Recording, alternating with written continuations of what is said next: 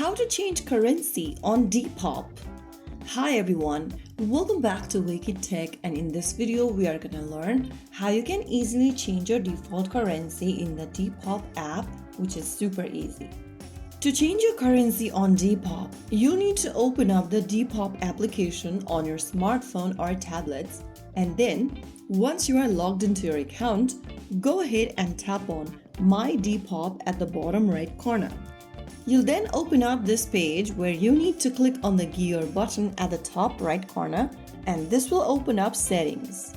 From the Settings page, click on Currency under Selling. Now you'll see a couple of different currency options you can choose from. Depop usually sets currency based on your selected country. If you want to change your currency, then simply go ahead and select the new currency that has been displayed on the screen.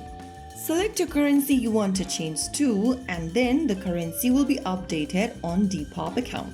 So that's how you change your currency on the Depop application using your mobile devices or tablets. If you found the video helpful, don't forget to like, share, and subscribe to our channel. I will be back again in the next episode. Thank you for watching.